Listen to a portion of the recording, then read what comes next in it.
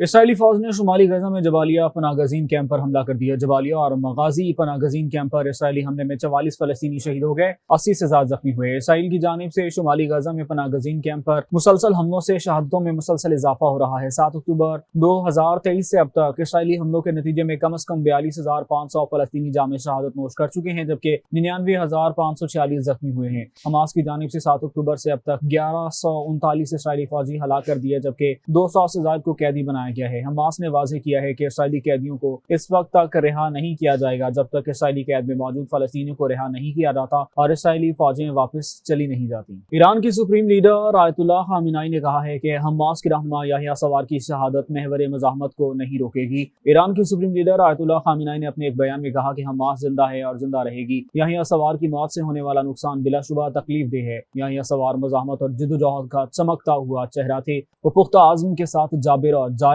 دشمن کے خلاف ڈٹ گئے تھے۔ یحییٰ سنوار نے 7 اکتوبر کو دشمن کو ناقابل تلافی نقصان پہنچایا تھا۔ آیت اللہ خامنائی نے یہ بھی کہا کہ اہم شخصیات کی شہادت کے باوجود محور مزاحمت آگے بڑھتا رہے گا۔ ہم ہمیشہ مخلص جنگجوؤں اور مزاحمت کاروں کے ساتھ رہیں گے۔ حزب اللہ کا اسرائیلی وزیر اعظم نیتن یاہو کے گھر پر ڈرون حملے میں اسرائیلی وزیر اعظم گھر پر نہ ہونے کے باعث محفوظ رہے۔ ڈرون حملے میں گھر تباہ ہو گیا۔ اسرائیلی وزیر اعظم کے دفتر نے تل ابیب کے شمال میں واقع القیصریہ میں نیتن یاہو کے گھر پر حزب اللہ کے ڈرون حملے کی تصدیق کر دی ہے۔ بیان میں کہا کہ ایک ڈرون کے ذریعے القیصریہ میں نیتن یاہو کی رہائش گاہ کو نشانہ بنایا گیا تھا۔ ڈرون حملے کے وقت وزیر اعظم اور ان کی اہلیہ گھر پر موجود نہیں تھے۔ ابھی تک اس کی وضاحت نہیں دی گئی کہ اسرائیلی فوج نے حملے کی پیشگی اطلاع دی تھی یا نہیں۔ یہ حملہ حماس کے نئے سربراہ یحییٰ سنوار کی شہادت کے 2 دن بعد کیا گیا، جبکہ اسرائیلی حکام نے 2 ڈرونز کو مار گرانے کا بھی دعویٰ کیا ہے۔ اسرائیلی فوج کی جانب سے مغازی پناہ گزین کیمپ میں گھروں پر حملے سے شہید ہونے والوں کی تعداد 11 ہو گئی۔ غیر ملکی میڈیا کے مطابق وسطی غزہ کے شہر دیر البلح میں واقع مغازی پناہ گزین کیمپ میں ایک گھر پر اسرائیلی فوج کے حملے میں 5 افراد شہید ہو گئے تھے۔ فلسطین کی سرکاری خبررساں ایجنسی وفا کی رپورٹ کے مطابق ہلاک ہونے والوں کی تعداد اب بڑھ کر 11 ہو گئی ہے، جبکہ مزید لوگ لاپتہ ہیں اور خیال کیا جا رہا ہے کہ وہ تباہ شدہ گھر کے ملبے تلے دبے ہوئے ہیں جن کا تعلق ثنا خاندان سے تھا۔ اسرائیل نے حزب اللہ کے القیصریہ میں اسرائیلی وزیر اعظم نیتن یاہو کے گھر پر حملے کو سیکیورٹی کی سنگین ناکامی قرار دے دیا۔ اسرائیل کی جانب سے اسرائیلی وزیر اعظم کی رہائش گاہ پر ڈرون حملے کی تحقیقات شروع کر دی ہیں۔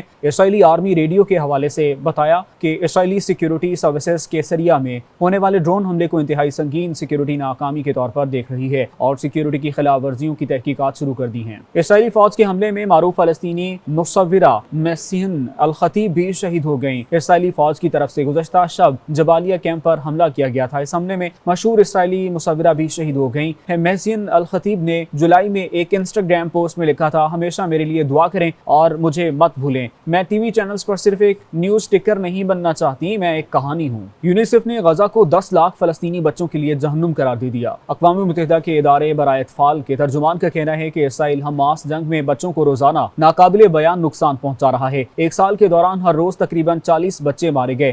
غزہ کی پٹی اپنے اندر موجود لاکھوں بچوں کے لیے زمین پر جہنم کی صورت میں مجسم ہو گئی ہے۔ یہاں صورتحال دن بدن بدتر ہوتی جا رہی ہے۔ 7 اکتوبر 2023 کو حماس کے حملے کے بعد سے غزہ کی پٹی پر جنگ شروع ہوئی اور اب تک یہاں بچوں کی ہلاکتوں کی تعداد 14,100 سے تجاوز کر گئی۔ اس سے معلوم ہوا ہے کہ غزہ میں روزانہ 35 سے 40 کے درمیان لڑکیاں اور لڑکے مارے جا رہے ہیں۔